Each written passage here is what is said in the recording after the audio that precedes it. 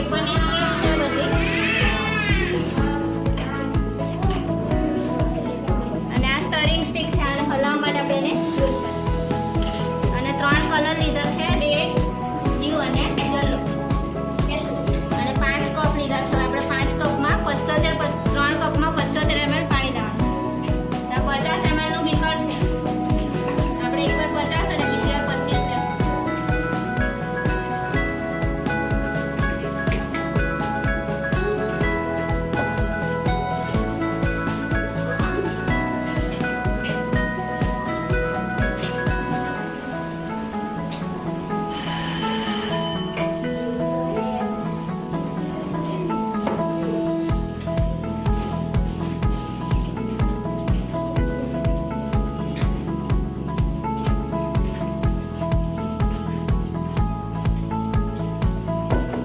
Cup 1, 3 અને 5 માં જ આપણે પાણી લેવાનું છે અને 2 અને 4 ખાલી રાખવાનું.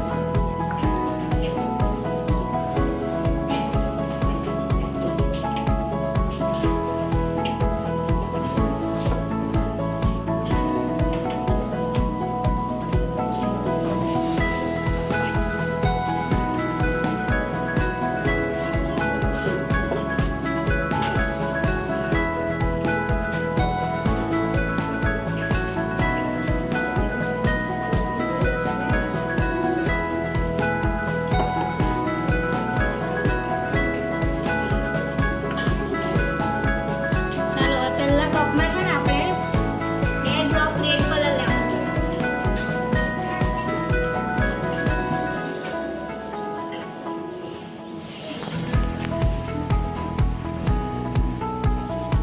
ત્રીજા કપમાં 2 ડ્રોપ યલો કલર લેવાનો.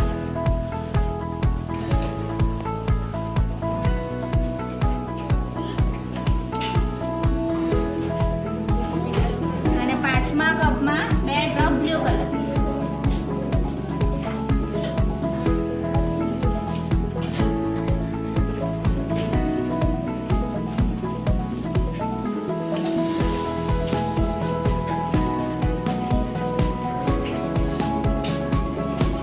હવે એને મિક્સ કરી દઈએ આપણે.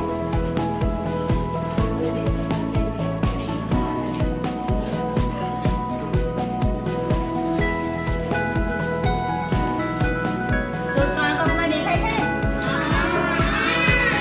અને વચ્ચેના કપ કેવા છે? જોઈ લેવા વચ્ચેના કપ કેવા છે? એકદમ ખાલી છે ને? પછી લાસ્ટમાં આવીને જોજો કેવું દેખાશે. એ બી પછી ભરાઈ ગયેલા દેખાશે તમને.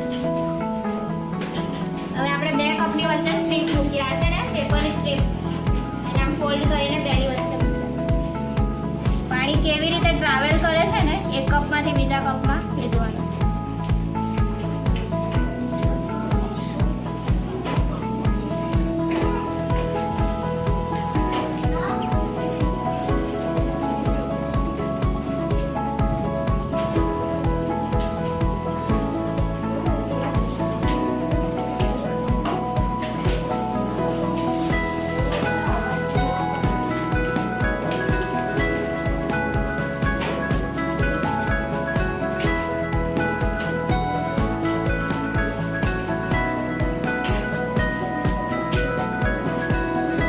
ચાલો હવે આપણે 2 કલાક પછી જોવાનું છે કે પાણી કેવી રીતે પોતાની મેળે ટ્રાવેલ કરે છે. આમ એક કપમાંથી બીજા કપમાં આવે છે એ જોવાનું છે.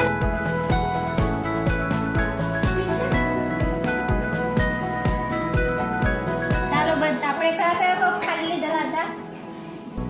બોલો બધા. કયા કયા નંબરના કપ ખાલી હતા? બીજો અને ચોથો. હવે છે અંદર દેખાય તમને લિક્વિડ? કેમ નથી દેખાતું? દેખાય છે ને? એ બી ભરાઈ ગયું છે ને અડધું અડધું? તો પાણી કેવી રીતે આવ્યું આમાં? કેવી રીતે ટ્રાવેલ થયું હશે પાણી? આપણે તો 1, 3 અને 5માં જ લીધું હતું ને પાણી. તો હવે તો બીજો અને ચોથો કપ બી ભરાઈ ગયો છે. પાણી આપોઆપ કેવી રીતે આવ્યું હશે સ્ટ્રીપની મદદથી? ખબર બધાને?